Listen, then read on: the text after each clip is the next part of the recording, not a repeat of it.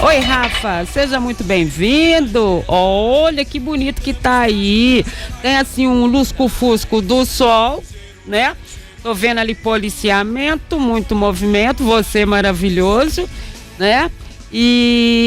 Mas o Cruzeiro precisa vencer o Grêmio. E a situação não é boa, né, Rafa? Porque se o Cruzeiro quer vencer por causa de vaga da Libertadores, o Grêmio também tá num sufocão, né? Diz que Renato Gaúcho não fica, já tá uma bagunça generalizada, né? Situação de Cruzeiro para hoje à noite não tá fácil também. Tudo bem, Rafa?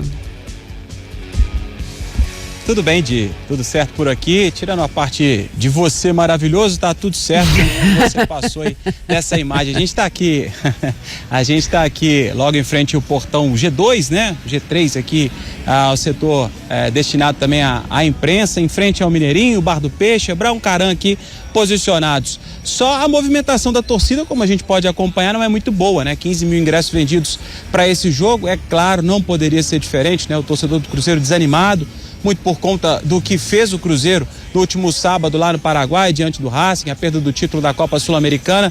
Por isso, a movimentação ainda muito baixa por aqui. 15 mil ingressos corresponde talvez ao menor público do Cruzeiro no Mineirão nesse Campeonato Brasileiro. A menor marca registrada aconteceu na quarta rodada do jogo contra o Vitória. O Cruzeiro venceu.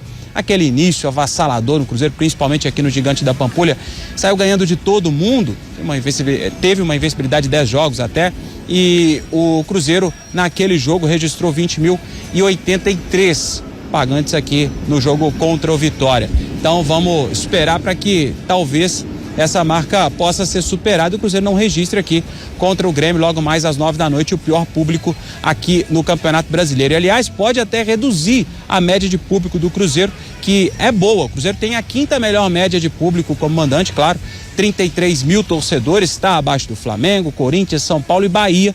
O Cruzeiro é o quinto melhor mandante no quesito público pagante.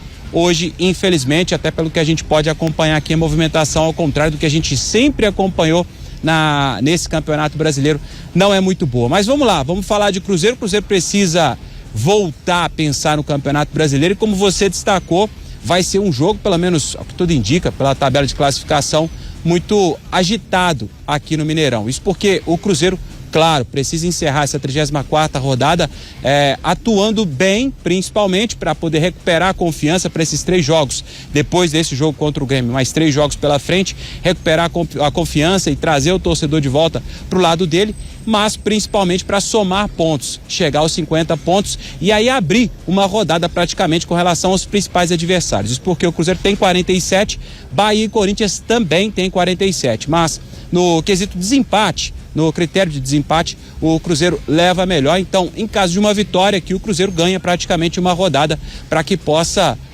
ter um respiro aí para essas rodadas finais, pensando em G7, que pode até se transformar em G8, dependendo do título da Copa Libertadores do lado do Botafogo. Então, vamos lá, a gente tem alguns problemas além dos que o Fernando Diniz já vai encontrar aqui e passa a encontrar aqui por conta dessa pressão que sofre, já que soma só 2 vitórias em 11 jogos à frente do Cruzeiro.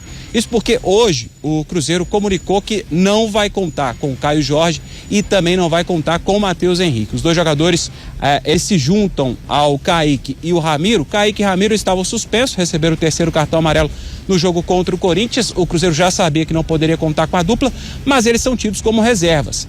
Mas Caio Jorge e Matheus Henrique, ao contrário, eles são até mais do que titulares, viu, Disse? Me permita até essa observação, porque eles são titulares e dos poucos que estavam agradando o torcedor, acho que a gente pode destacar sim o Caio Jorge e principalmente o Matheus Henrique, que é aquela válvula de escape ali no meio campo, inicia a jogada, começa muito bem as jogadas por ali. O Matheus Henrique com uma fratura na costela e o Caio Jorge também com um problema diagnosticado no fim da partida contra o Racing. E ele já, aqueles minutos finais do jogo contra o Racing, ele já tinha sentido essa lesão, até foi no sacrifício ali no finalzinho, quando entra o Kaique Kenji, até seria uma opção a saída do Caio Jorge, mas o Cruzeiro precisava do resultado, por isso acabou forçando.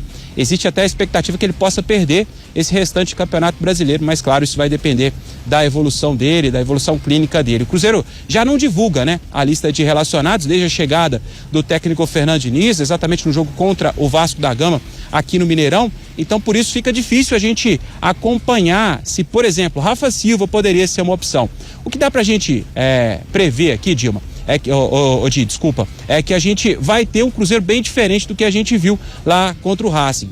O Wallace, por exemplo, não deve ser o titular. O Lucas Silva deve ganhar a vaga do Wallace, que de fato não agradou não só os torcedores do Cruzeiro, mas também o técnico Fernando Diniz. Então o Lucas Silva deve começar no meio campo, e aí as opções que tem o Fernando Diniz e as escolhas que ele deve fazer, ele deve optar por 2 gringos para essas vagas que não pode ter aqui no Mineirão, o Caio Jorge e também o Matheus Henrique. O Lautaro Dias e o Álvaro Barreal devem ser as opções do técnico Fernando Diniz para esse duelo de logo mais. Então, um Cruzeiro diferente, um Cruzeiro modificado, e também que a gente espera que seja um Cruzeiro diferente, com uma postura diferente dentro de campo também, viu, Di?